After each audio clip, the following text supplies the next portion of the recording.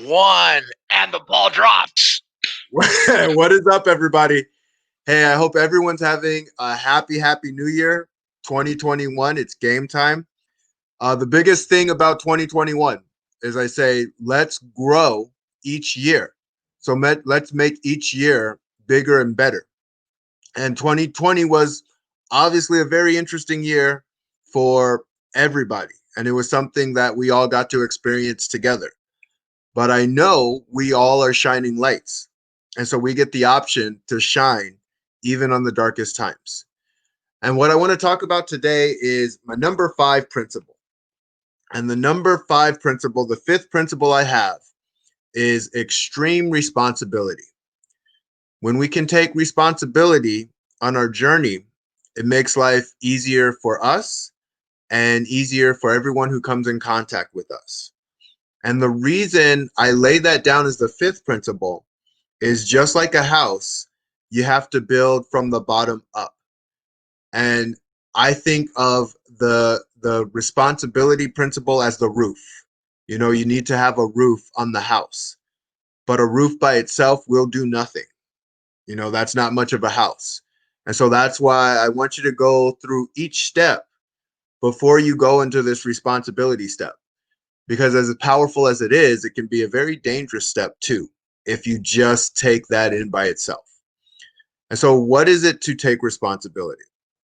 So, responsibility ultimately comes down to asking yourself the right questions. And the right questions are, what do I have control of? What do I not have control of? And can I tell the difference of both? Because sometimes we have control of things that we don't realize we have control of. And sometimes we don't have control of things and we think we have control of them. And so it's really laying that foundation and figuring out, well, how do I know that piece? And one of my mentors actually mentioned knowledge and wisdom. Knowledge is knowing the steps that you need to take, knowledge is knowing the process. But wisdom is knowing the order of those steps. Because we can have all the steps all day long. But if we don't know the order that go into creating the steps to make the outcome, doesn't really do that much. And so ultimately, I say, when we're looking to take responsibility, know that there's four phases of learning. And those four phases come down to, I don't know what I don't know. I don't know what I don't know. That's the first one.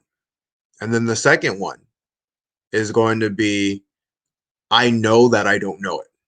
I'm incompetent to it, and at least I know that I am. And the third one is, okay, I know it now.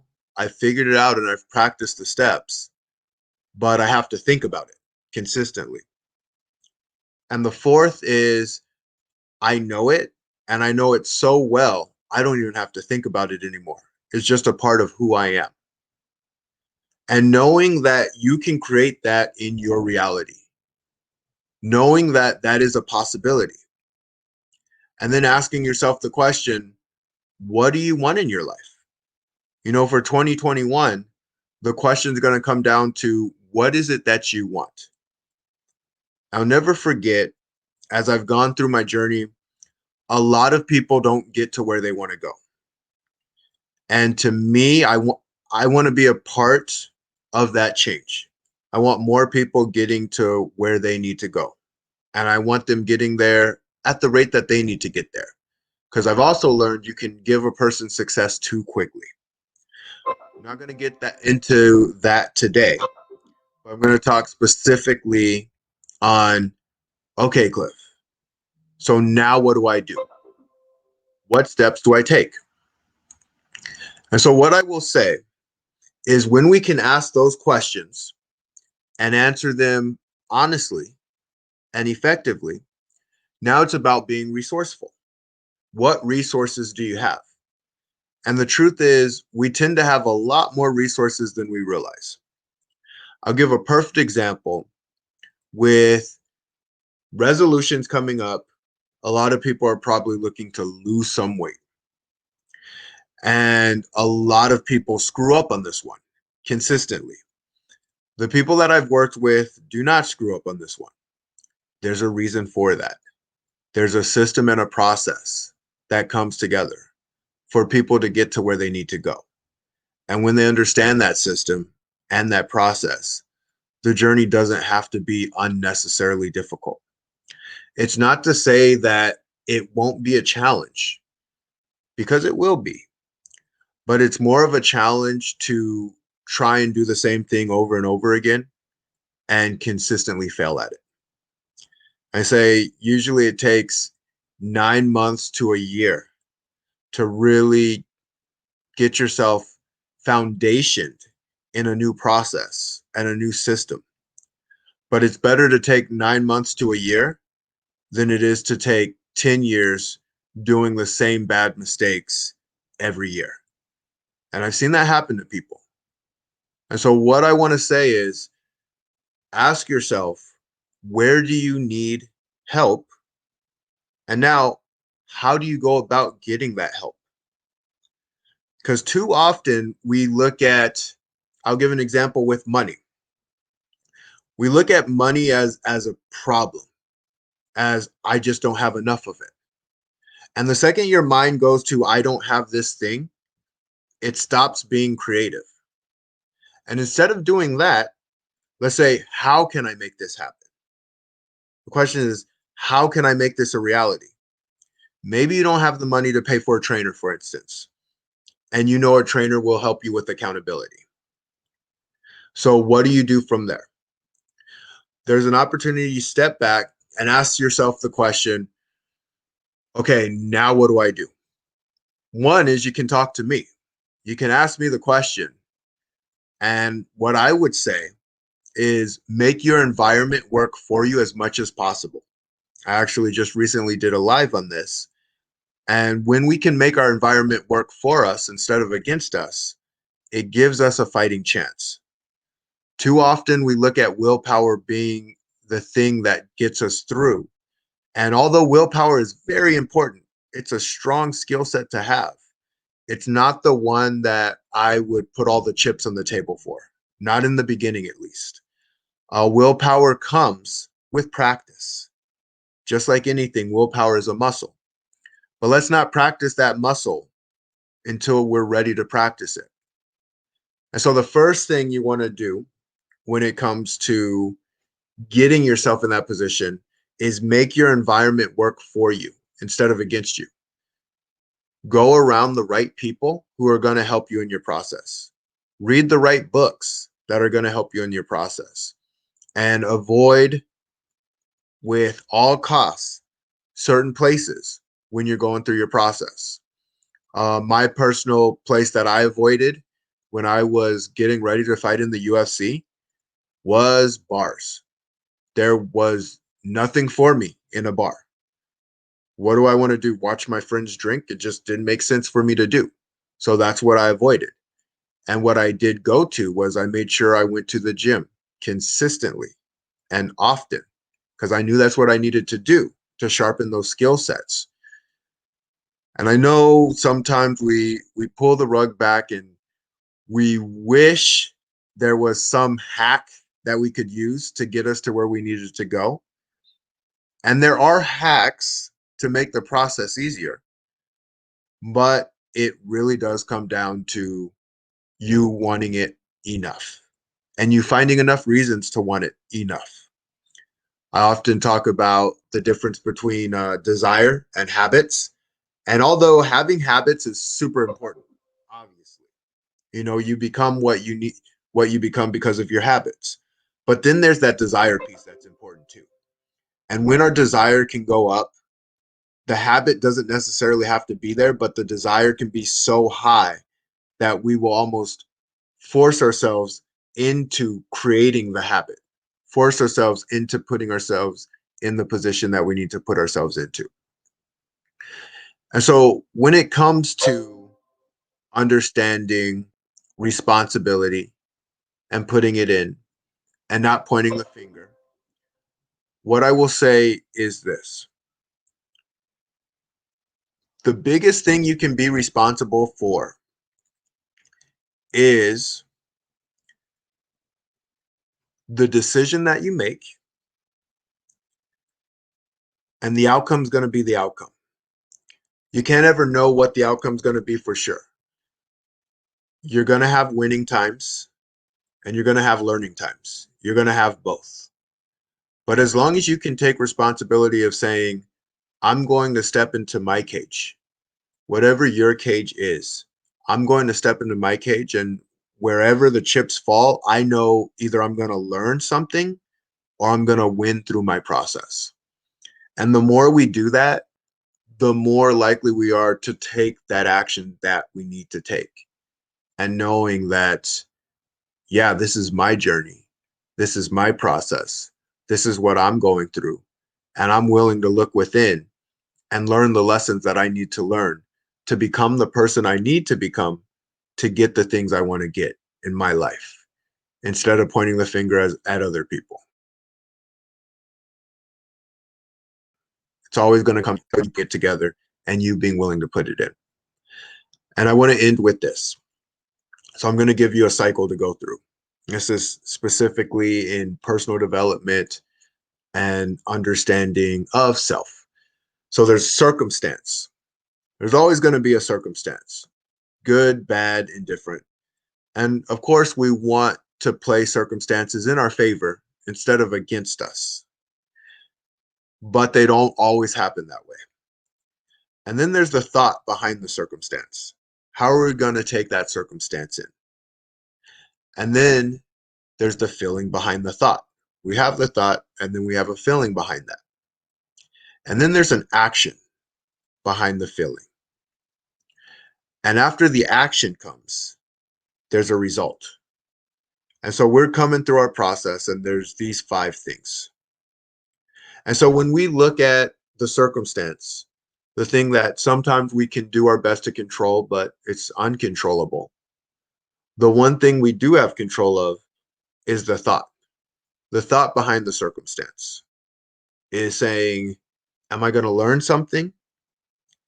Am I going to understand something different that I didn't before? Or am I going to complain and moan about the circumstance that I'm in? And you get the option to do either. There's just consequences to both options. I've never seen complaining about a circumstance necessarily help a person move forward. Sometimes it can, if they're angry about something and they want to change it, but there's still the logic behind that changing of it. Because if you're angry and you're fueled by anger will get you in trouble. But using anger as an energy and know that it's a process and flow through your anger, flowing through your anger, meaning use it to funnel into something that you can actually use that's constructive instead of destructive. It's a fine line, and it's a small difference. Small difference. As I speak about it, let me give you an example. If you're angry with your spouse, for instance, you get the option to yell and scream and be upset and be as angry as you want to be, knowing that won't do anything. Or you can flow through it. And flowing through it means you're feeling it, you're aware of it, you know that it's there. But yelling at that person probably won't help the situation any. It's probably just going to make it worse. And so what you do is, if you can effectively communicate through that process, effectively communicate and not let your anger consume you, that's flowing through it. That's understanding that it's there and being able to use it in the way that it needs to be used, constructively instead of destructively. So remember, there is greatness in you, and it is always in you, and it will always be in you. But it's up to you to be able to look within, take responsibility of the life that you're in, of the situation that you're in, of the environment that you're in. Control what you can. Don't try and control what you can't. And have the wisdom to know the difference between the two. Thank you. Rock solid, man. I gotta what a lesson. Thank you, Cliff. Yeah, thank you. I got so many notes here. When I kind of love to go back to these. I don't know. The 4 I don't knows, and Mhm. what you have control of and what you don't have control of. It brought up so much. Being responsible for the decisions you make, and coming down to these 5 things, right? These circumstance, thought behind the circumstance. That's the one thing you can control. You said the thought behind the circumstance. Okay, buddy. Yes, you can have 2.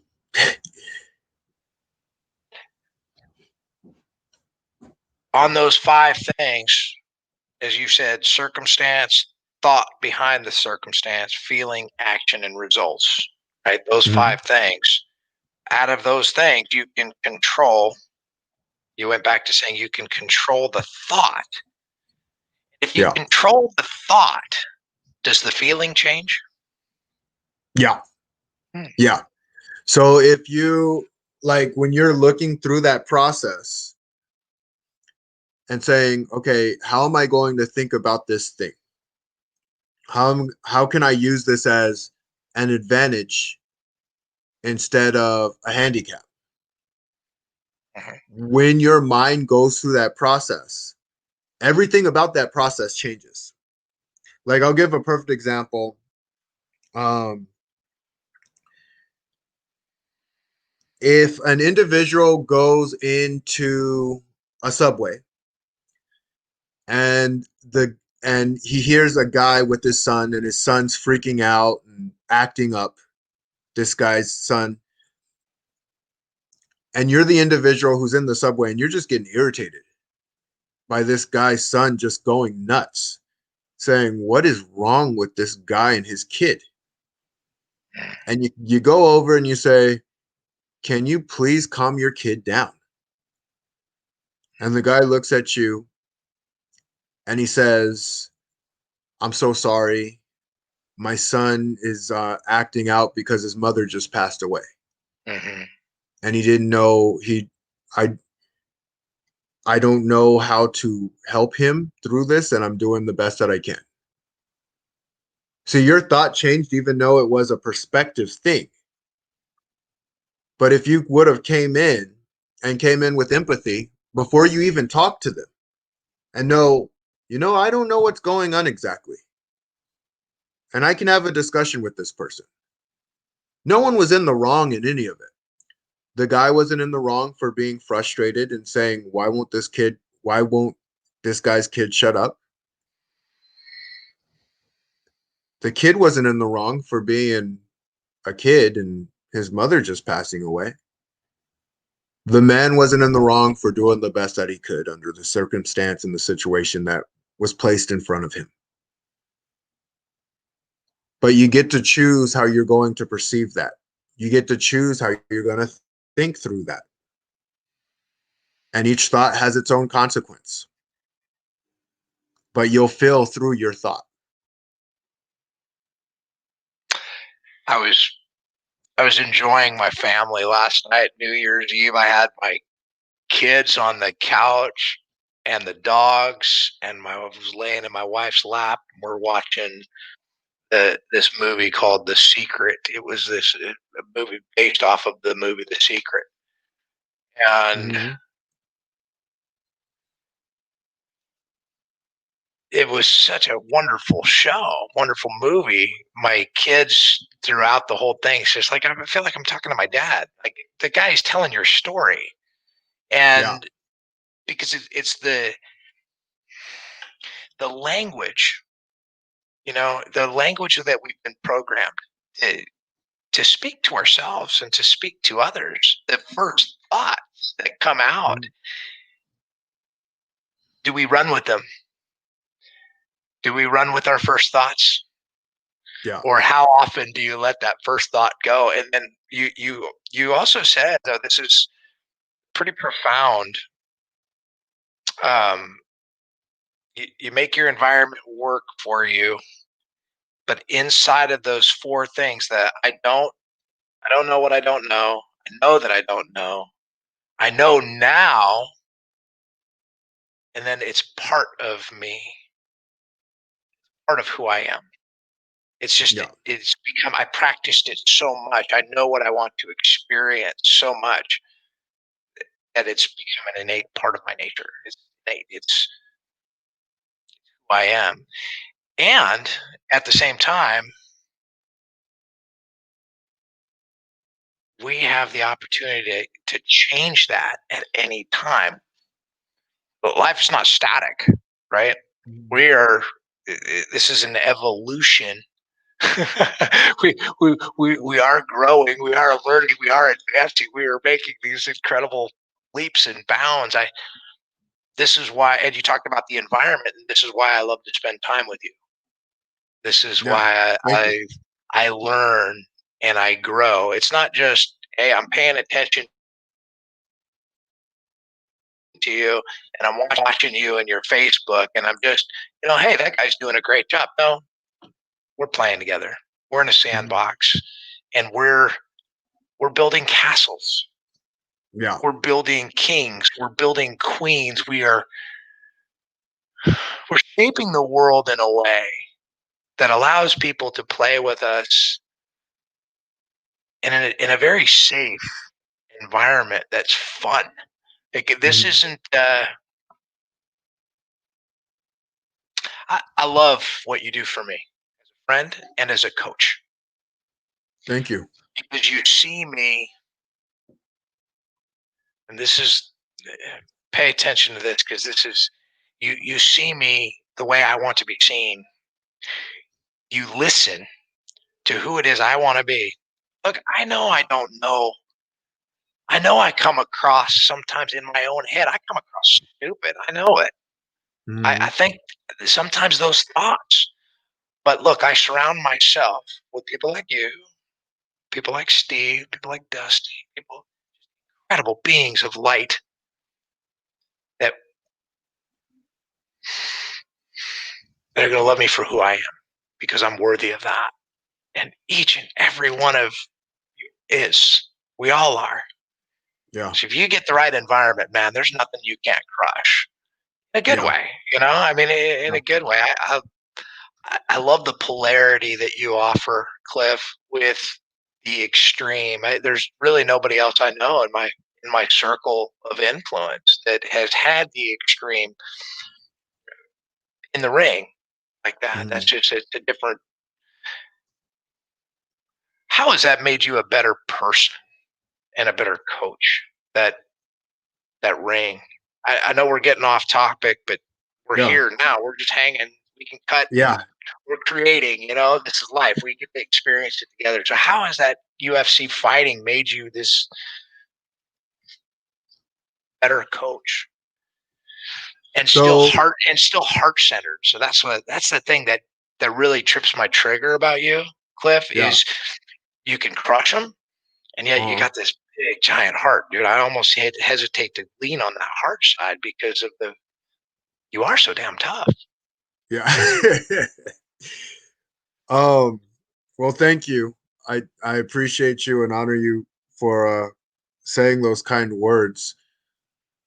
And this is weird for some people, even as I write my copy, right?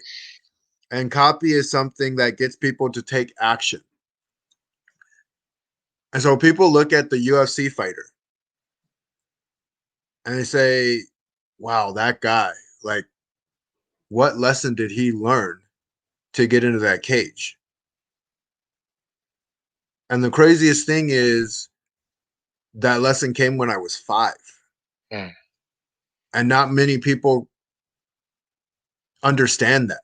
They say a 5-year-old, like, what does a 5-year-old understand?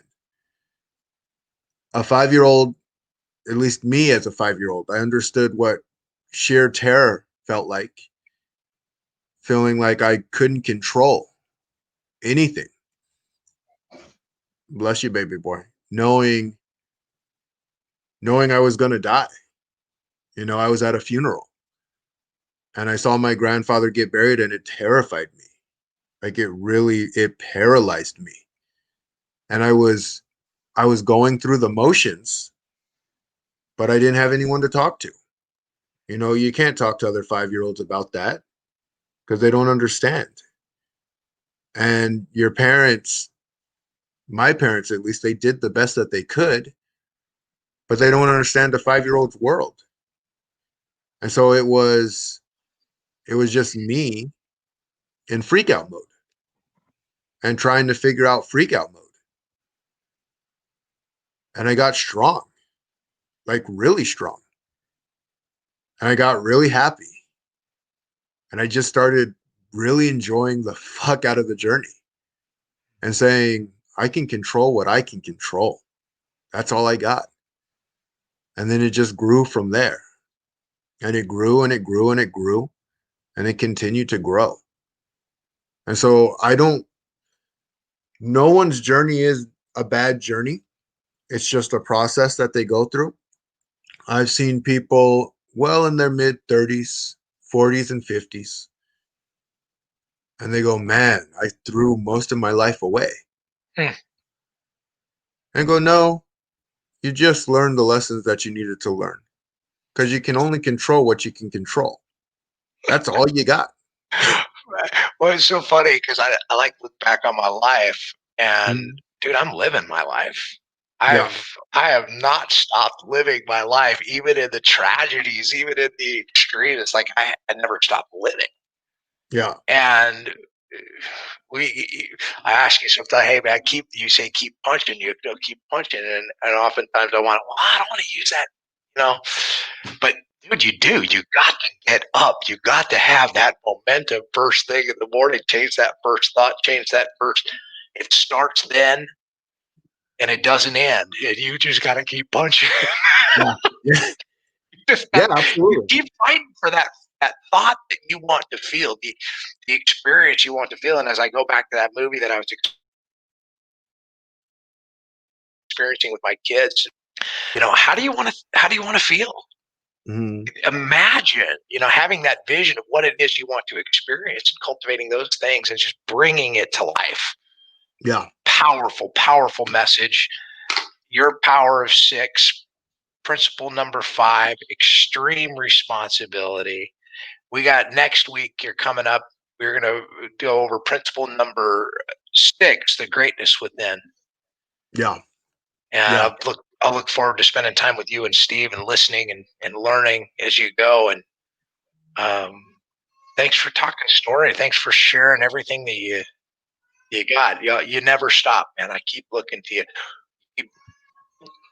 We're Yes. just we're just having fun because we're gonna cut and edit and then use the video for another tool, right? So Yeah. we can take, and this is the power of creation, right? This is we're co-creating. So we start with one thing and we end up with God knows what. Can you Yeah. imagine if you lean into it with the feeling, with your heart, you're coming from the deepest place in your heart. You're Mhm. alive and you're Absolutely. living that. Absolutely. That's why I And watch I Clifford. That's wanted, why I pay attention to you. yeah, I wanted to answer. One second. Let me figure out what's going on with my son. What are you screaming about, son? Not right now. Finish number blocks, okay? Yes. Not right now. 2 more episodes of number blocks. Okay? I love you.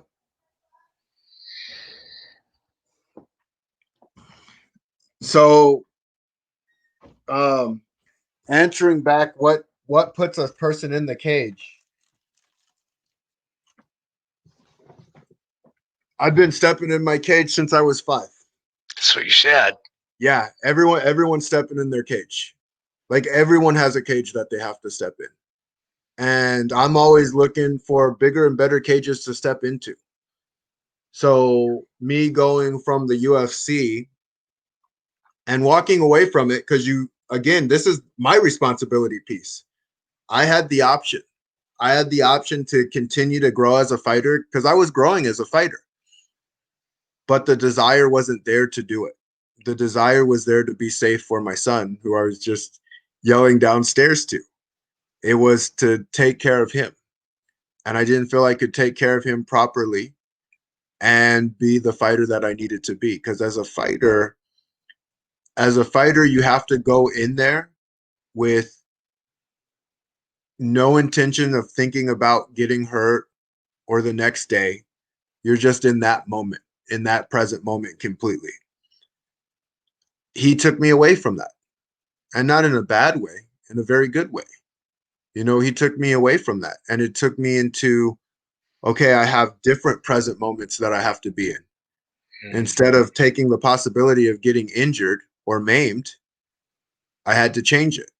And so I pivoted into entrepreneurship. And again, it's a process, just like anything else. I'm putting in the reps of being an entrepreneur, and it's not always easy, and it never always is just easy. The process is the process. Life is a journey and a process, and we get to choose where we put the reps in. And right now, this is where I'm going to put the reps in, and I'm having a lot of fun.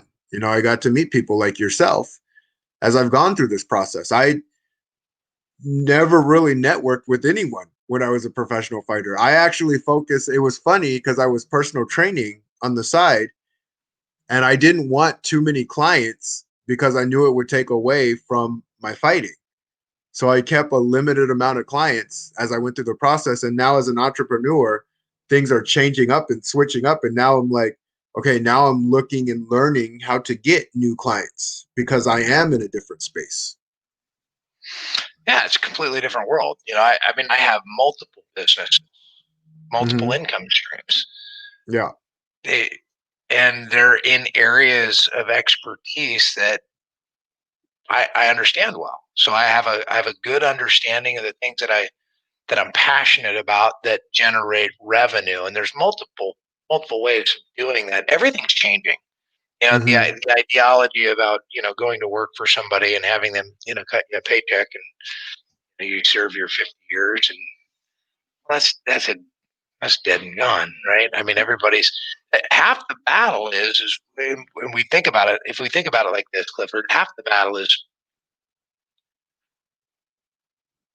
the thoughts that we have, Hmm. right, are predominantly geared and wired to what I'm going to eat, Yeah. how I'm going to eat, what is it I got to, how's my, I got to go to work, got to feed, Hmm. because that's the program. And Hmm. until you rewrite the program because that's what you're expecting, you're always going to get what you expect. Yeah. You're going to get what you expect. This is Yeah. it. And I hate to say this, talk about 100% true responsibility. You're going to get that. Hmm. I show up like a piece of poop, and I expect to have my wiped up on the rug, but that's not how I'm going to come out and play. It's not how I want to play with my friends. I want to treat my friends the way I want to be treated. I want to lead by my example. I want to do these, put the first things first. And I don't know what I don't know. Yeah. Like, and that even brings up, I don't know where I got the skill to listen to people. It is a talent that I have, and it's a talent that, see, a talent by itself doesn't do much. It's almost like taking someone who's capable, genetically capable to be a good sprinter. If they don't practice that sprinting, they just never get good at it. Like they'll be better than most, but they're not going to be Olympic level sprinter. Like you have to put it to the test. Yes, son. One more episode. Um, but as a listener, not only did I listen, I consistently practiced at getting better at it.